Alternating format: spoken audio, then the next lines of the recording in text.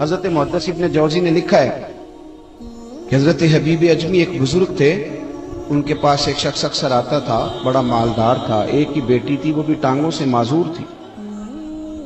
آپ اکثر اس کو کہتے ہیں کہ تو توبہ کر، اللہ کی بارگاہ میں رجوع کر۔ ایک وقت ایسا آتا ہے کہ پھر انسان کا جب کوئی اپنا نہیں رہتا پھر اسے مصلی یاد آتا ہے، لیکن اگر مصلی کی عادت بچپن سے پڑ جائے نا تو پھر ذرا آسان ہوتا ہے اللہ سے دل لگانا۔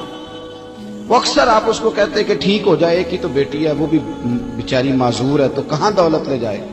آج کرتا ہوں، ہم تاریخیں دیتے رہتے ہیں نا اللہ تعالیٰ کو معاذ اللہ کہ رمضان سے میں نے نیک ہو جانا ہے، عمرہ کر کے آؤں گا تو پھر میں پکا نمازی ہوں۔ خدا کے بندو، کس نے تجھے بتایا ہے کہ رمضان تک تو زندہ رہے گا؟ کس نے خبر کی کہ عمرہ کرنے تک تو بچے گا؟ حضرت حبیب اجمی اس کو کہتے تو کہتا بڑی جلدی ٹھیک ہو جاؤں گا۔ ایک دن سویرے سویرے توبہ کرنے آ گیا۔ آپ نے فرمایا کیا ہوا؟ تو کہنے لگا حضرت جی کل ایک 15 سال کا نوجوان ملا ہے اور مجھے توبہ کرا گیا۔ مزہ ہی اس عمر میں اللہ اللہ کرنے کا، نبی کریم سے محبت بھی کرنی ہو تو یہی عمر ہے۔ عشق لگا سی کھیڈاں کھیڈ دی تے پھر مینوں کھیڈاں بھول بھول گئیاں، کجل پایا سی میں یار دے ویکھنے نوں، پھر او دی یاد وچ روندیاں ہی ڈل گئیاں۔ حیدر شاہ اس گلی کدے نہ رولدی پر ہن تے رول گئیاں۔ جن لوگوں نے ابو جہل کو قتل کیا تھا ان کی عمریں بھی 15 سال تھی۔ ہم تو بڑے ہی نہیں نہ ہوتے ساری زندگی، نہ ہمیں کو بڑا ہونے دیتا ہے، ہم بڑے ہی نہیں ہوتے، یہی تو عمر ہے کچھ کر گزرنے کی۔ 15 سال کا نوجوان توبہ کرا گیا تو حضرت حبیب اجمی کہنے لگے وہ کیسے؟ کہنے لگا حضرت جی میں کل منڈی گیا تھا، مجھے کچھ سامان خریدنا تھا، تو بغداد کے بازار سے میں نے مچھلی خرید لی 10 کلو، باقی بھی سامان تو اب خود لے جا نہیں سکتا تھا۔ تو مزدور آپ کو پتہ ہے بیچارے آج بھی سڑکوں پہ بیٹھے ہیں، مزدور بیٹھے تھے تو ان میں ایک نوجوان 14-15 سال کا، چہرے پہ بڑی روشنی۔ میں نے اس کو کہا بیٹے مزدوری کرو گے؟ کہنے لگا حضور مزدوری بھی کرتا ہوں، پڑھائی بھی کرتا ہوں، اور جو اللہ کو منظور ہو اس کی عبادت بھی کرتا ہوں۔ میں نے اسے کہا کہ یہ میرا سامان ہے فلان جگہ پہنچانا، کیا لوگے؟ کہنے لگا 3 دینار مزدوری۔ سودا طے ہو گیا، اس نے سامان اٹھا لیا۔ کہتے ہیں رستے میں ظہر کا وقت ہو گیا، کہنے لگا چچا اگر اجازت دو تو نماز پڑھ دوں۔ 15 سال کا جوان، کہتے میں رکھ کے نا وہاں سامان تو پھٹے پہ بیٹھ گیا، وہ نماز پڑھنے چلا گیا۔ باقی لوگ دیر سے آئے، وہ بچہ جلدی آ گیا۔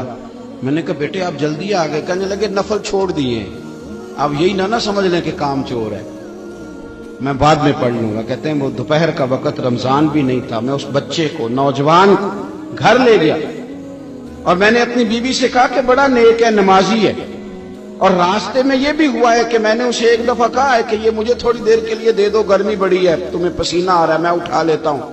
کہنے لگا نہیں چچا میں رزق حلال کھاتا ہوں، اگر آپ اٹھائیں گے تو میں 3 دینار مزدوری پوری نہیں لوں گا، پھر پیسے کم کروں گا، میں نے طے کیا ہے کہ اٹھاؤں گا۔ تو کہتے ہیں میں نے اپنی بیوی کو بتایا تو بڑی متاثر ہوئی، کہنے لگی دوپہر کا کھانا پک گیا، اسے کو روٹی کھا لے، رمضان بھی نہیں تھا۔ کہتے میں باہر نکلا، اس کو 3 دینار تھمائے تو میں نے کہا بیٹے ایک بات میری مانو گے؟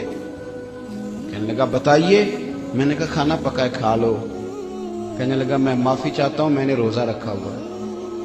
حضور نے حکم دیا، حکم نبی کریم نے حکم دیا، بخاری مسلم کی حدیث ہے، فرمایا نوجوانوں اگر تمہارے پاس طاقت ہے تو نکاح کر لو ورنہ روزے رکھو۔ حکم دیا، یا نکاح اور یا روزے، یہ سرکار کا حکم ہے۔ بھائی نفلی روزہ نفس کی قوتوں کو کچلتا ہے، انسان میں نورانیت اور روحانیت لاتا ہے۔ کہتے وہ کہنے لگا میں نے روزہ رکھا ہے، میں اور متاثر ہو گیا۔ میں نے کہا اب کیا کرو گے؟ کہیں اور جانا ہے؟ کہنے لگا نہیں، میں جس دن 3 دینار کما لیتا ہوں پھر میں مزید لالچ نہیں کرتا، باقی وقت یا قرآن مجید پڑھتا رہتا ہوں یا نبی پاک پہ درود شریف پڑھتا رہتا ہوں۔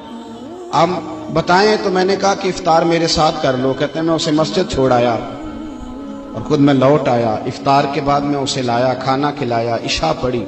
اس کا گھر دور تھا، میں نے ڈرائنگ روم کھول دیا، بیٹھک کھول دی، وہیں وہ سو گیا۔ میری 20 سال کی معذور بچی کبھی چل نہیں سکتی تھی، کوئی طبیب کوئی حکیم میں نے چھوڑا نہیں تھا اس کو دکھایا نہ ہو۔ ایک ہی بیٹی، وہ بھی معذور پیدائشی۔ اس کے کمرے میں گئے، میاں بیوی اسے کھانا کھلا اور بتایا بیٹے ایک نوجوان ہے، بڑا نیک ہے، ہمارے گھر میں آج بڑا پرہیزگار۔ پتہ ہے حضور نے کیا فرمایا؟ نبی کریم فرماتے ہیں جب نوجوان اٹھ کے تہجد پڑھتا ہے نا، نوجوان تو اللہ فرشتوں کے سامنے اس نوجوان پر فخر فرماتا ہے. اللہ فخر کرتا ہے کہ عمر دیکھو دیکھو یہ میری بارگاہ. اللہ فخر کرتا ہے, اللہ یعنی خدا خود میر مجلس بود, اللہ فخر کرتا ہے. اب سوچے, تو ہم نے اپنی بیٹی کو بتایا کہ نوجوان اور بڑا نیک ہے, تو کہتے ہیں وہ کھانا کھلا کے ہم واپس آ گئے.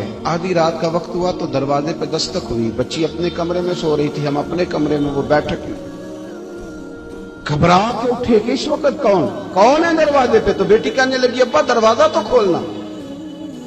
کہتے ہیں دروازہ کھولا تو 20 سال ہو گئے تھے بیٹی کو, کبھی اس نے چل کے نہیں دکھایا تھا, کبھی دوڑ کے ادھر جاتی کبھی ادھر آتی. کہتی الحمدللہ اللہ نے میری ٹانگیں ٹھیک کر دی. ہم دونوں رونے لگے, اے اللہ تو کتنا کریم ہے, کیسے ہوا بیٹے سارا کچھ؟ بیٹی کہنے لگی ابا آپ نے کہا تھا نا کہ نیک نوجوان آیا ہے, تو میرے دل میں خیال آیا اللہ اگر واقعی نیک ہے تو اس کے صدقے مجھے شفا ہی دے دے. یا ایھا الذین آمنوا اتقوا اللہ وابتغوا الیہ الوسیلہ. تو کہنے لگی ابھی میری دعا بھی پوری نہیں ہوئی تو رب کریم نے فضل کیا ہے اور مجھے شفا عطا کر دی. کہتے ہم دوڑ کے اس کے کمرے میں گئے, اور جب ہم نے ہاتھ رکھا تو دروازہ پہلے سے کھلا تھا. ایک خط چھوڑ گیا تھا. آج کل کے پیر کی کرامت ہوتی تو فیس بک پہ دے دیتا, باقیوں کو بھی ذرا بھول پتا چلے. کہتے ہیں وہ خط چھوڑ گیا اپنے بستر پہ کہ اگر تم لوگوں کو مجھ سے محبت ہو گئی ہے تو میرے پیچھے نہ دوڑنا, اس رب کی بارگاہ میں جھکنا جس رب نے میرے اوپر بھی فضل فرمایا ہے اور آپ پر بھی کرم فرمایا.